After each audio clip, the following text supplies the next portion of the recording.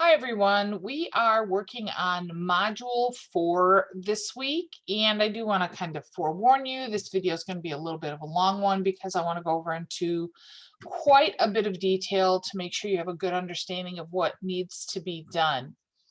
Obviously, the first thing you always start with is the task list. Do your reading in these particular pages. That gives you some good background, but even more important are the resources this week.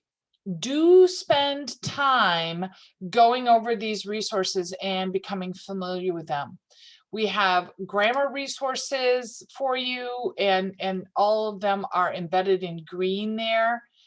The other resource we have for you is Purdue OWL. This is on citing and proper citations, including works cited, so in-text citations as well as works cited when you use parenthetical within the text.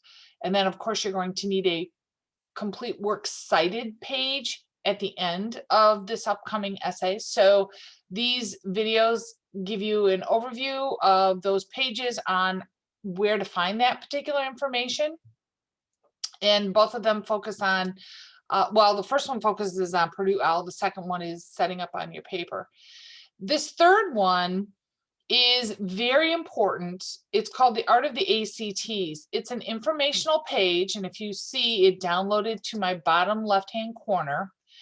And The Art of the ACTs is really kind of a formula for how do you integrate quoting within your essay. So as you know, you need to integrate a quote into this first essay from one, or no, actually only one, you can't have more, from one NPR essay. You do need to integrate it from an NPR essay, even if it's not the one you did your pre-writing or you did writing on before. You're going to need to read and find some quote from one of the essays that is relevant to your essay and it works and you can integrate.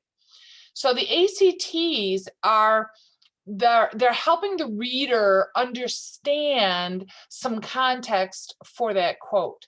So the A stands for author's full name, C, credentials, in other words, the credibility issue, and then T stands for the title of the article or the source, and S is a brief summary. So if you think of it as like a quote sandwich, my colleague Professor Miller always talks about this, which is the quote sandwich. So you introduce, and you will also see me refer to the 3 I's. I means introduction, integration and information, and then interpretation.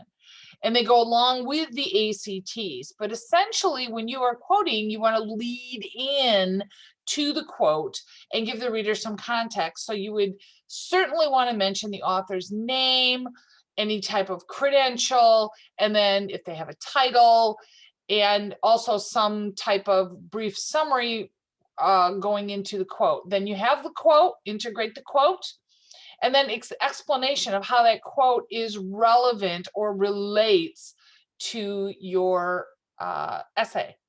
So there's some examples on this page. And so you can see in this first one, there's the name of the author, there's the credibility right next to it, there's the title of the article, and then of course a brief summary. Okay, and then here are some tips. For this essay, I don't know how much you will need these tips because in this particular first one, the I Believe essay, you are limited. I only want one quote, so that means only one item on the works cited page. This is really more applicable if you're going to be using multiple quotes multiple times. In this particular essay, you will not be using this, but I did want to point it out because in upcoming essays, this may be relevant. So do read through it and be familiar. That is very important because you're going to see it referred to in the directions. And so then down here, the activities, what is graded? The graded items for you are draft submission. So this particular week, you are working a draft of your essay. You're going to submit a draft of it. We can call it a working draft. Now, in order to get credit for the working draft, you need to make sure you have all elements of the essay, which means I want to see an introduction, which includes your thesis statement at the bottom of your introduction. So your introduction is kind of giving reader background, leading them into it, and your introduction should end with your thesis statement. And within your thesis statement, I need to see the phrase, I believe. That is what we're going for here. I believe. And that is always at the end of the introduction. Then I also need to see a body section. This can be multiple paragraphs, of course. And then I do want to see a conclusion. I also want to see your works cited page. So for this essay, of course, the requirement is to integrate one quote from any NPR essay. And you have to either attribute it, well, not either, you do need to attribute it through the ACTs within the essay for the in-text citing and the quote. And then on a separate works cited page, which is at the end of your essay, and it's titled Works Cited, you will list the one item and all of the pertinent information, properly citing it on this page. Do pay particular attention to the MLA format in setting up your essay. Make sure that you are reviewing it for grammar issues, those kinds of things. Use the resources given to you. I'll be very honest with you on draft submissions. I usually will give full credit. I'm not very harsh on credit. I usually give full credit on a draft submission because the purpose of this is for me to give you feedback on it, to make it better before you submit the final copy for grading. So as long as you adhere to all the elements, which means you have introduction with a thesis statement, you have a body, you have a conclusion, and you have a works cited page, then you will obtain full credit. So you do want all of those fully developed, which means it's a working draft. So that is the first item that's going to be graded, so that you want to submit that. Then the next item is, I believe, conference sheet. Now this one's a little unusual. So you're going to click into this, and essentially you're not going to do anything with this until you get it back from me. So for this week, even though it is here, it's contained here, you're not going to do anything with it until you get it back from me, and I am going to give comments on this sheet. So this is how you're going to get feedback from me on your draft. I'm going to complete things on this sheet, and then I'm going to upload it on your draft. So you're going to see a grade, and then you're also going to see a file on that draft when it comes back for grading.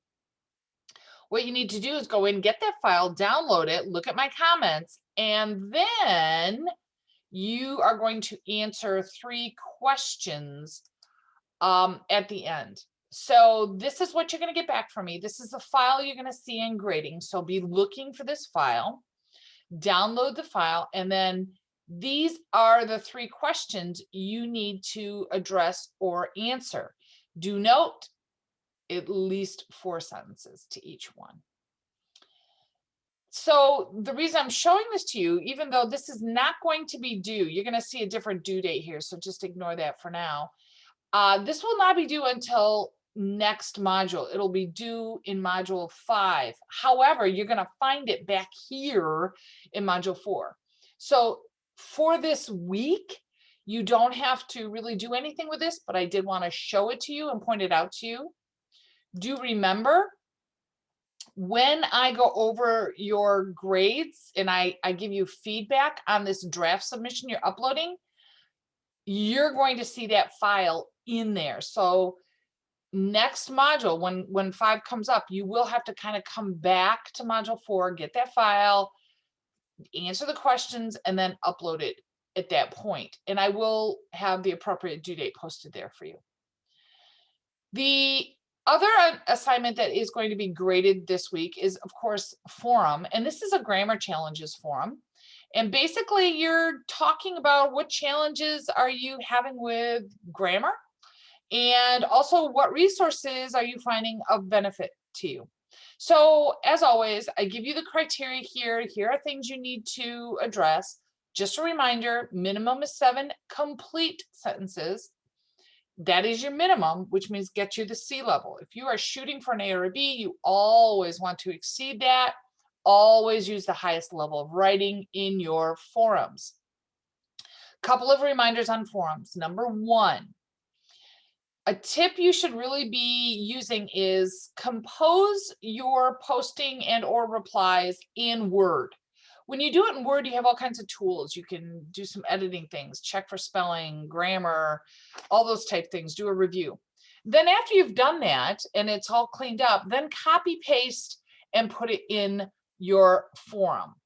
So you've kind of already done a review of it to make sure that you're not going to have mechanical errors, that type thing. The second thing is in the forum posting is, remember, I want you to post to someone who doesn't have replies yet or only has 1 reply. What you're going to start seeing are discussions are getting locked. What I'm going to start doing is locking the discussions that already have 2 replies on them.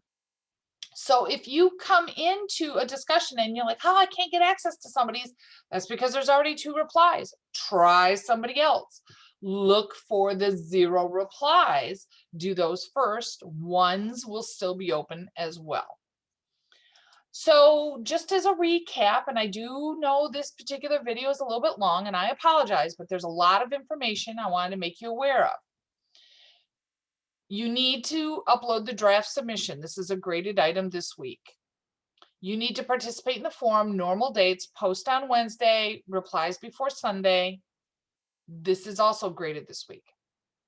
This item, you're not going to do anything with this week. You're going to come back to it once you see the file and grade posted for your draft that you submitted.